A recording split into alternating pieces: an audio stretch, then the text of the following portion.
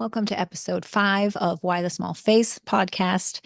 As a quick reminder, this is a place we talk about how interacting with horses is helping me redefine, reconsider, and think about all things leadership, all things communication, how I interact with the world.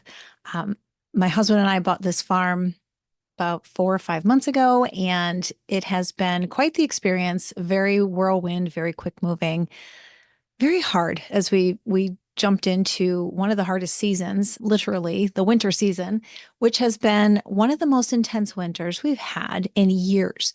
That's the side note. My primary focus is really observing and interacting with horses. And the more that I do that, they reflect back to me who I am, how I think, and it makes me further self reflect on how I'm impacting the world, doing what I do as human to human. So I appreciate you being here, listening, just observations and insights. Today, I really want to talk about labeling. So, labeling people, especially little people, we do this way too much. We label children, but then we pull those labels into our interactions with people all across the lifespan. If you think about it and you're honest about, did you label someone recently? Just think about it for a minute. When is the last time we said something like that kid is being dramatic, or this kid is just an issue, or that lady was just cranky? Or my favorite, when we don't think we're labeling, we say something like, this person did such and such for absolutely no reason at all.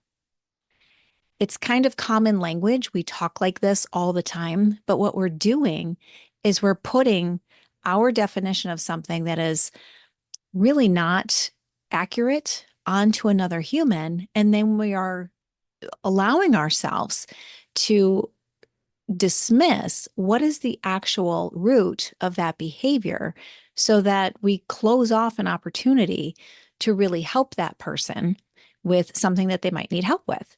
Or it might be we are the ones who need help when it comes to being more compassionate, being more understanding, being more accepting. Just something to think about. So the labeling aspect and the parallel dynamic of what I see with humans labeling horses and humans labeling humans is that we are just as comfortable throwing labels around on anyone or anything. And I see it when somebody says something about a horse that maybe certain examples are, this horse is just being stubborn. Okay. This horse is just being lazy. Okay. This horse is just being dramatic. Okay. So I have found since I've been here, and again, I am the first one to tell you that I know this much in a world of horses and horse behavior, and the people that I'm interacting with and learning with and watching today, the last few weeks, the last few years, know so much more. And I admire and respect everything that I'm learning from other humans that know more than I do. But there are certain things that just intrinsically feel wrong in my gut. And I have no basis to even have a discussion about it because have I don't have the experience when it comes to understanding why an animal would do XYZ. But the aspect of labeling feels wrong across the board. And I think it's okay to give myself permission to allow that to feel wrong in my gut. So I'm just putting that out there that should someone feel like, no, those labels can be helpful when trying to train a horse or trying to take that horse to its full potential, I'm open to that discussion. But today, here, and how my mind is working and where I am in this moment, anytime we label anything, unless it's food or a hotel or something like that gives you an indication of something real, I would push back and challenge, what does that label actually mean? And that is the whole purpose of this discussion today. What do we mean, and what can we gain from understanding better what is actually going on with this animal?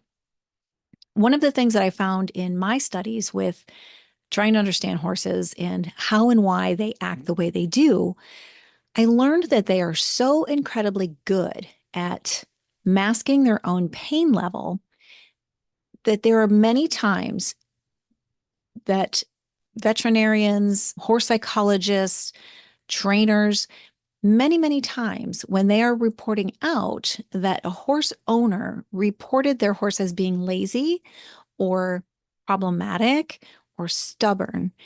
And in fact, what was really happening was the horse was masking an amount of pain somewhere in their body. So anytime I hear lazy, I'm thinking, what do we mean by that? Because we've said it ourselves with some of our horses that, oh, they just weren't really doing what they normally do today. They're being a little lazy. And if I catch myself saying it, I stop right away. And if I hear Rick say it, I'll say, well, what does that mean? Is it possible that this horse is tired today? Is it possible the horse didn't have enough to eat yet today? Is it possible that the horse is in pain somewhere? So I'm trying to help us reframe our own thoughts because I don't even know what lazy means. Did you ask Maggie to do something and she didn't do it? Well, are we asking properly? All of these elements, there's so many areas of things that could break down, and we're so quick to just put it on the horse, and that just feels yucky. It doesn't feel right. So I want to go over a quick list with you.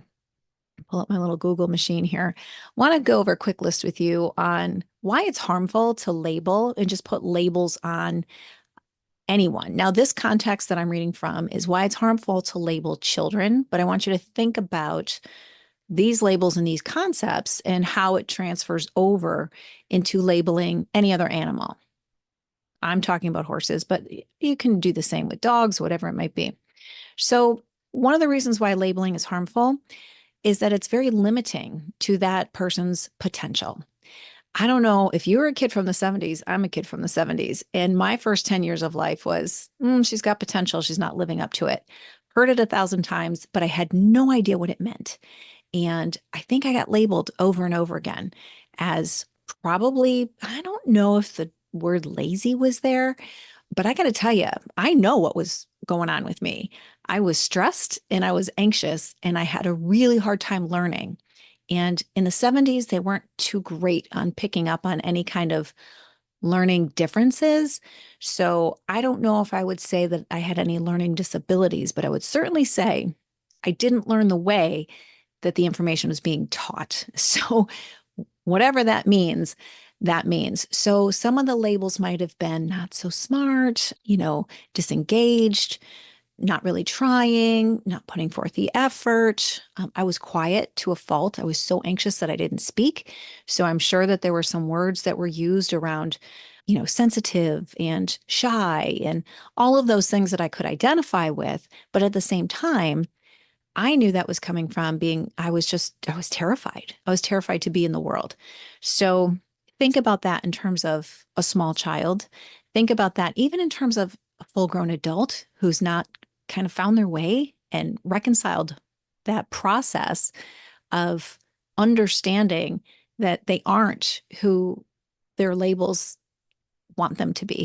Whoever has put these labels out, if you've never said, no, that's not me, here's what's actually happening, which is super empowering, by the way. But if that's not happened, people still might be carrying these labels around. If we bring that into the label of a horse, they're not going to speak on that behalf. They're not going to process in their mind because we've talked about this before. There's no frontal lobe, there's no executive function happening in the way that a horse thinks, but they feel their entire world. So if you're thinking lazy and that connotation is in the energy, what are they supposed to do with that other than receive it and probably give it right back to you? So it really does benefit us as the human to understand and know what is actually going on. Another harmful effect of labeling for children, this affects how they see themselves. I just kind of covered that in some of my previous examples. If a child is out in the world thinking, they've got these wishes and hopes and dreams, and they really just want to get through the day with a certain feel to it, like maybe being successful, maybe being recognized for their worth, maybe just feeling loved and valued. And all they're hearing are labels: difficult, challenging, not living up to potential, rude, whatever it might be that we're putting these labels on kids. How are they supposed to keep their actual thoughts and dreams and wants and wishes alive?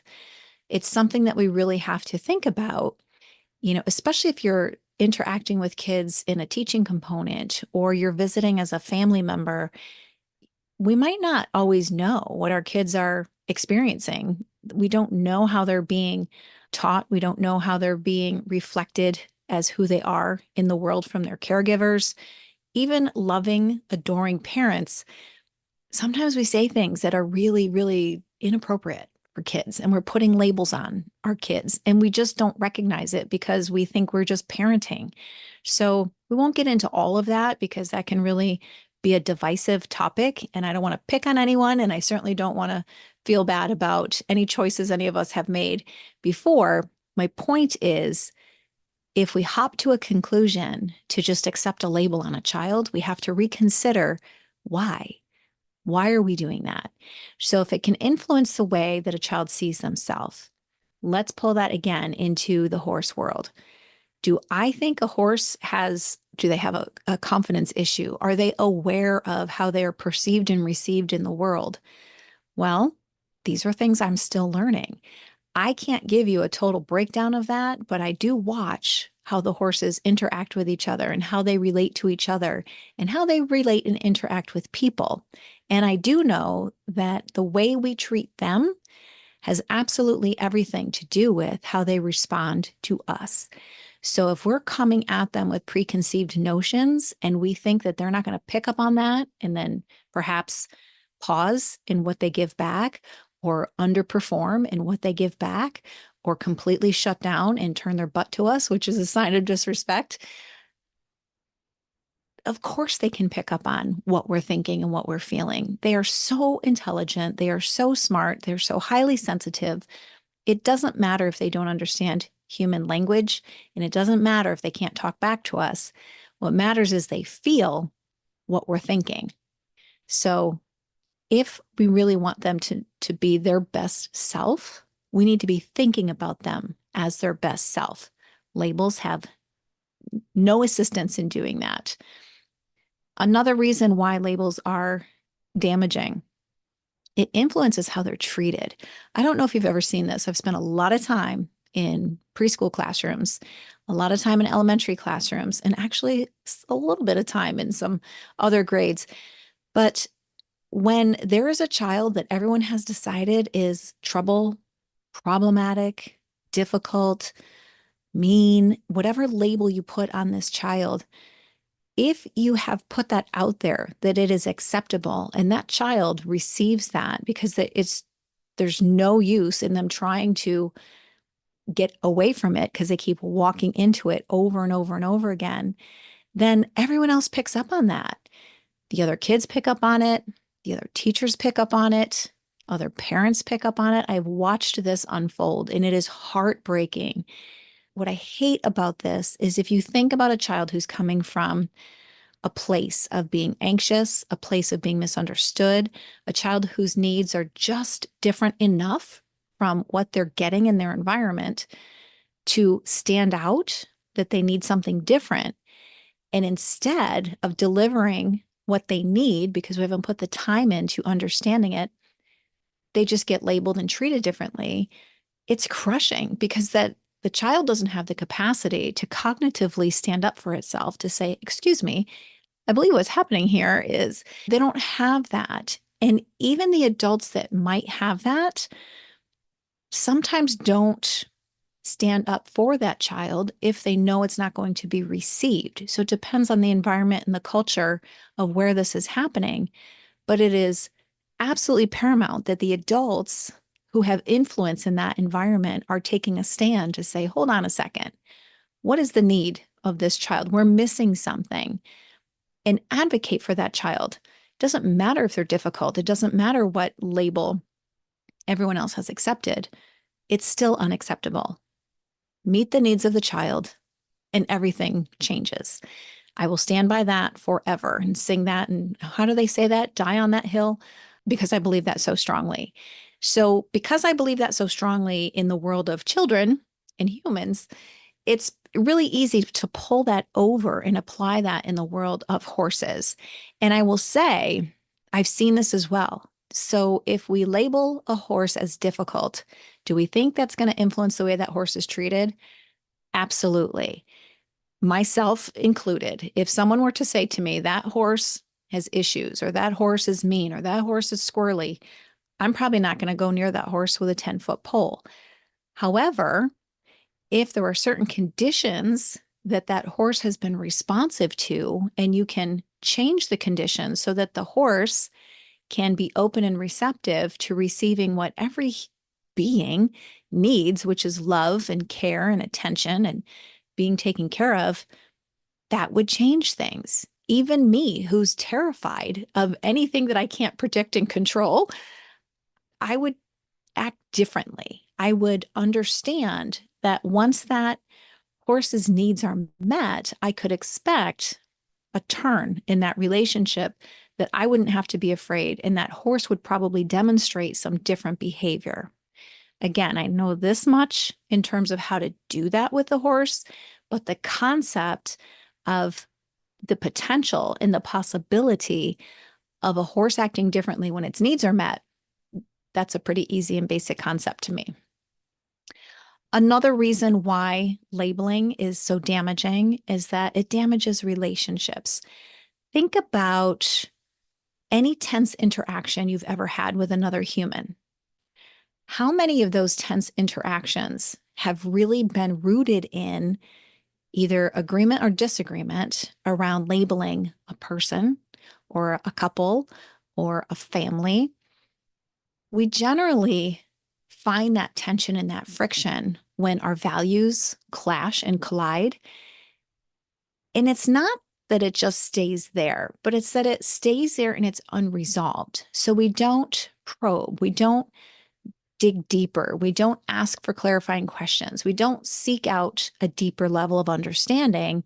So we continue to justify our own rumination of labeling and just letting it be tense, and labeling and letting it be tense, which is a shame, because how many relationships just sort of get put to bed with, we're just not that tight, we're just not that close, we just don't really get along, rather than looking for opportunity to really improve upon that.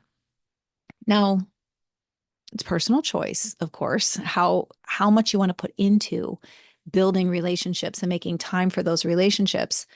But when it comes to parents and caregivers, teachers, and children, so many of those relationships get permanently damaged. And it really is the child that suffers that loss.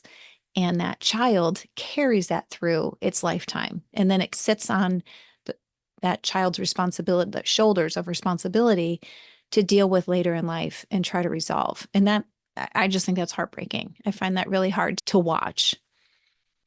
If we know that damaging relationships, not living up to potential, all of these negative impacts of labeling exist, whether you're doing it to a human or doing it to an animal, I think we can all agree those labels are limiting.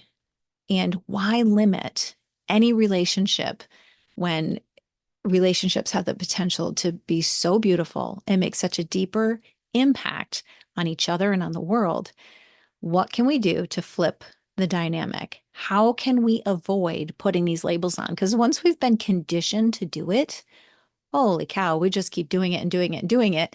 And when you try to uncondition yourself from something that you have been conditioned to do that is perfectly socially acceptable, I'm not saying it's right, but it is socially acceptable, unfortunately. How do you change that? And who's going to hold you accountable for changing that? If you've listened this far, I'm going to guess that you might have an interest in changing it, because you might have an interest in making sure that you're having a positive impact on the world and that you're having positive interactions with humans, horses, dogs, cats, whoever it is that you're interacting with. So let's talk about some of the areas or some of the ways that you can ditch the labels and let's get to the root of the issue. First, we're talking about behavior most of the time. So if we say someone is difficult or someone is mean, or that animal is difficult, that animal is mean, define the behavior instead of the person or the animal. So if I say my husband is cranky, there's a label, and it's not fair to him if it's me putting that on him and he's over there just living his best life, not cranky at all. But if my interpretation is he's angry because he was short with me, he didn't answer me, he turned his back to me when I asked a question, whatever it might be, if I define the behavior, I can do something productive with it. So to just say someone is angry or mean, there's no resolve and there's no opportunity to understand what's happening.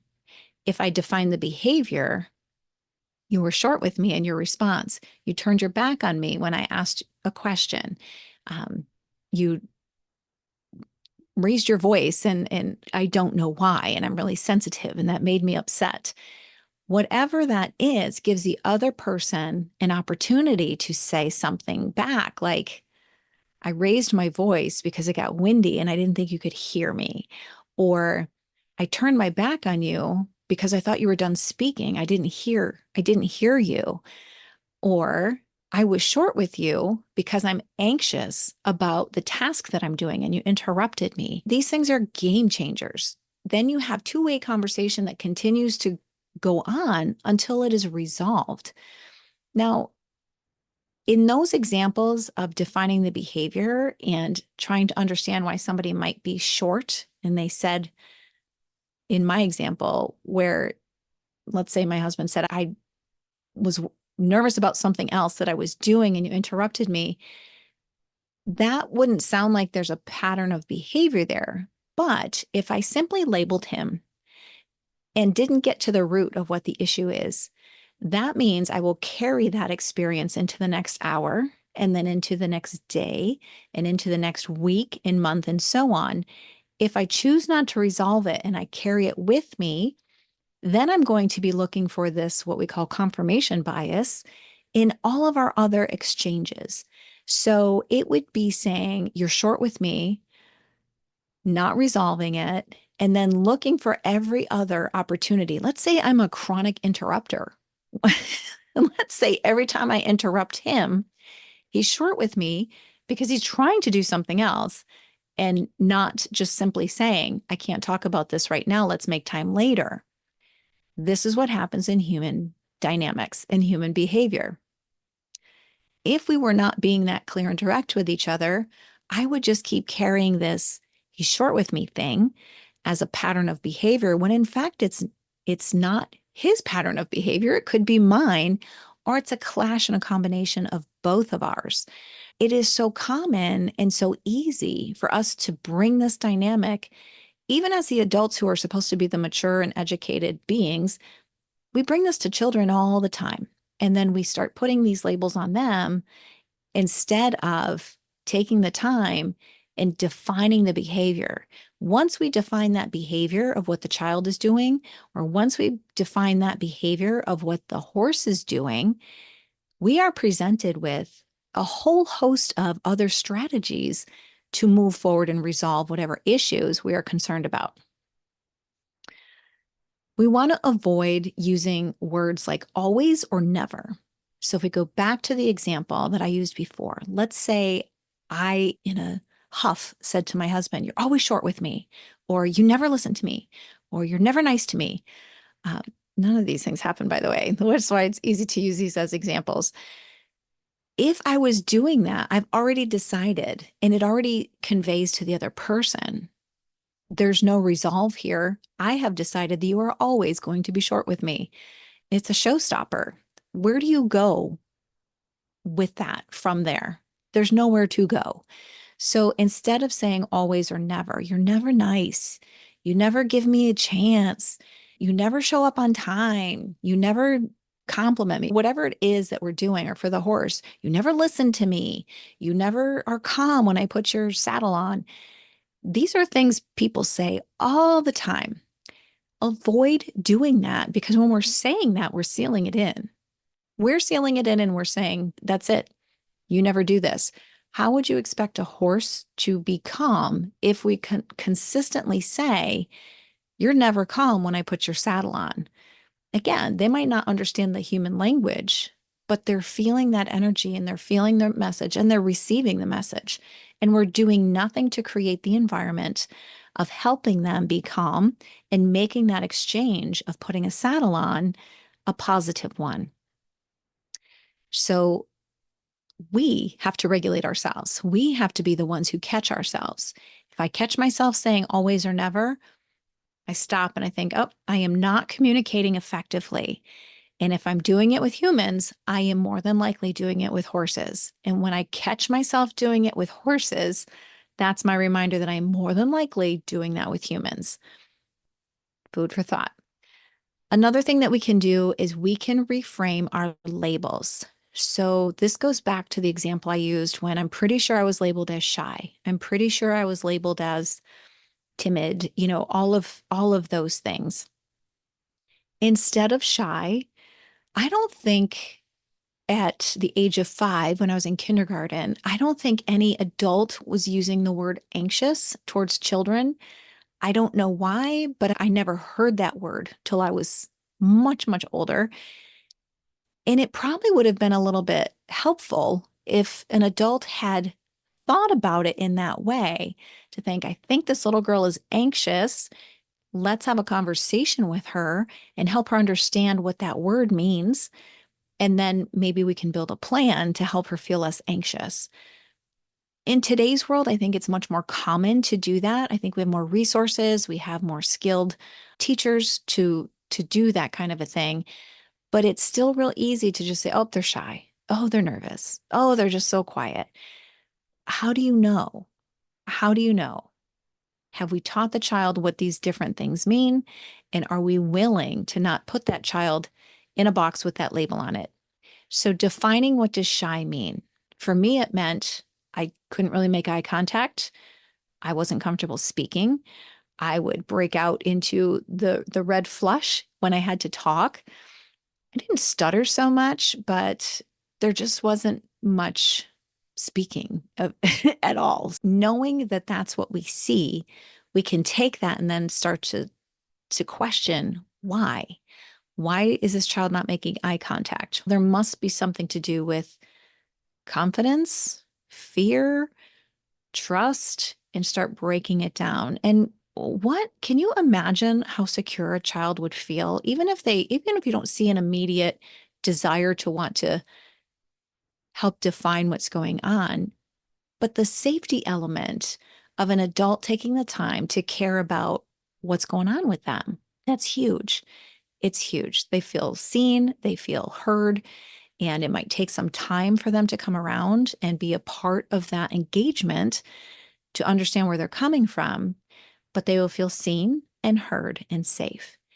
And to bring that over into the horse world, if that horse that we're labeling as lazy, defiant, cranky, dramatic, instead of doing that, if we just call it what it is and define it, when I do this, the horse does this, then maybe we solve that problem all on our own, just talking it out, or we give something much more productive to bring to a trainer or another expert or a veterinarian, someone who can hear it for what it is and not have to go on the mystery tour of what does that mean? What does difficult mean? And then get a game plan. When you define the labels and you actually understand what the issue is, it allows for this really good, solid plan to come together that's actionable and you stay accountable to it. And that's where transforming that dynamic and that relationship takes place. So again, labeling, no opportunity to transform and really magnify and bring a relationship to its full potential. When we define the labels, we build a plan, it's actionable, and we can be accountable to it. You'll see things change. I don't know where you want to get with the people in your life. I don't know where you want to get to with the horses in your life, but I promise you, going about it this way with no labels and making plans that are actionable and accountable, you're going to get there. And the last thing that we can do to really help do away with the labels is we can stop comparing child to child. We can stop comparing human to human. We can stop comparing horse to horse. Every living being has its own chemistry, has its own makeup, has its own personality. When we insist on comparing, we are wrongfully lifting one up and pushing one down. It's just not a very kind thing to do. And it is something that I was going to say lazy for us, and that's putting a label on it. But it is something that is, we can do better. It's not a sign of excellence to throw a label and keep going and expect someone to comply with the label that you provided. It's an interesting show of kind of a pecking order in what people will tolerate. If someone respects you and you say something that is not excellent, but it's acceptable, you probably won't get called out on that, but it's duly noted. So if you have a sphere of influence in your world and you are taking a shortcut by labeling rather than going deep with let's define this and let's see what we need to get out of it, people take note. So what is the impact that you want to make in the world? Do you want to cut those corners just so that you can be seen as this is what I say and people listen? That's a choice. I would prefer in my choices to hold myself to a standard where somebody's going to challenge me on that. And someone's going to push me to make sure that I'm saying what I mean, meaning what I say, all those cliches, they are important. But it's for the purpose of having impact to make change in people's lives and make a positive impact with children and horses because they both transfer. What we are doing with one, I promise we're doing with another. And if you are a horse person only and you have no interactions with humans, I don't know where you live and I don't know how you do that, but it's still a necessary road and it's still the right road if you take the time to understand rather than label. And if you interact only with humans and never with horses, it is still a great opportunity to practice, practice, practice. Because when you hold yourself to that standard of really understanding and making someone feel heard and recognized and seen and safe, it will transfer into every other interaction that you have, which is just a beautiful thing. So that's my take on labeling. I would like you to think about that. And my whole purpose of sharing any kind of conversation and stuff that's on my mind is for you to think about it in your world, in your space. The job that I have outside of this farm is one that I'm leading teams, I'm leading individuals, I'm leading an organization. I have to be thinking about these things because none of us is perfect. We are all doing our best, but I know with everything that I know that I can always do better. And I want to do better for the people that I serve.